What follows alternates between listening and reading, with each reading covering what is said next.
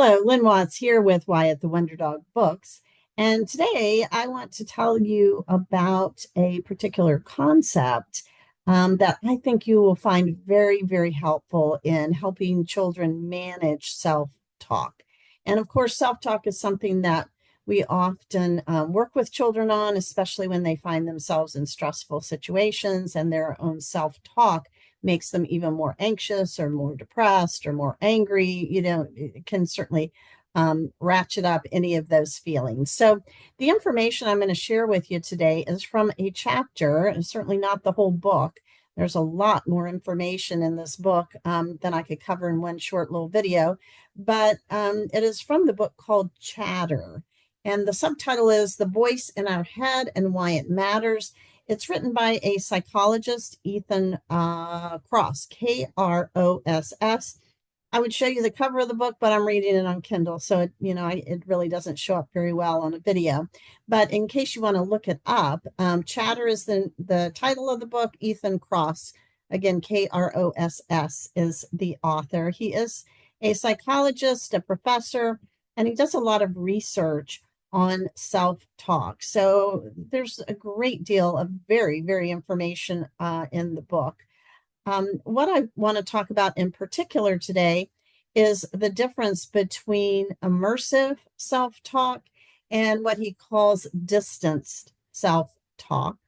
And the difference between those two things, just to clarify that, and then we can move forward in terms of how you might use it with children, is that immersive self-talk is when we talk to ourselves in using the pronoun I. So we're right in the middle of whatever the situation is. So an example might be if a child were taking a test, he or she might be thinking, I am going to do terrible on this test. I always fail on tests. I am so nervous about it. I might blank out and not know any answers at all. So I think you can see how that is immersive. The child is right in the middle of the situation.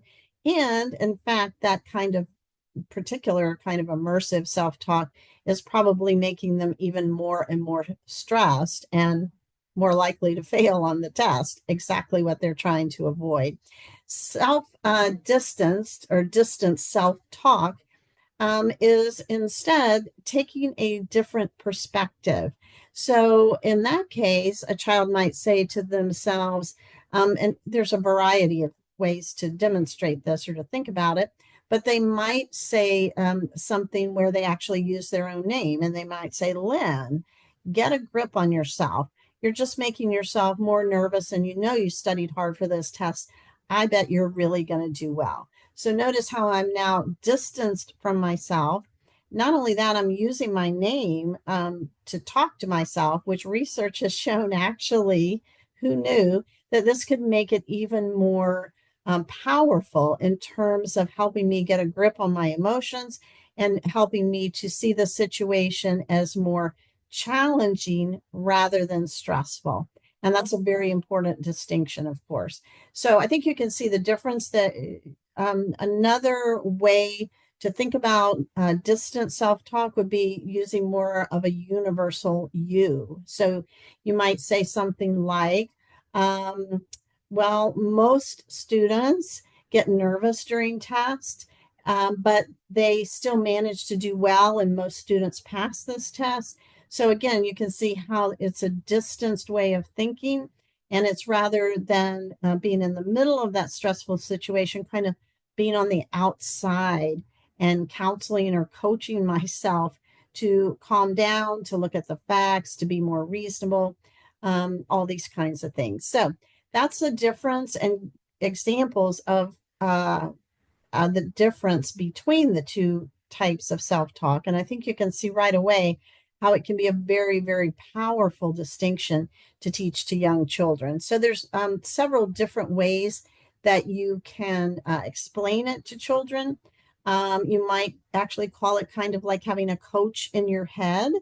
And what would that coach say? Or even imagine, that if you're the counselor working with this child and you've been being very positive and encouraging, you might say, what do you imagine I might say to you? If I could get in your head, what might I say? So that would be a coach in your head. Another example is to talk to yourself like a superhero. And I think this would be very appealing to young children. So you might find out who is one of their favorite superheroes and then have them say, what do you think that superhero would say to you about this situation? How would they talk to you about the test? What might they say to you? How would they encourage you and that sort of thing? So I think this is a very powerful way to work with children. There's all kinds of examples. I'll talk some more about them in a blog post, which I will link to this video if you want to think about other ways, not just testing, obviously, but some of the other examples of ways you could use this. So as always, I want to thank you for the difference that you're making in young children's lives. And also, thanks so much for listening.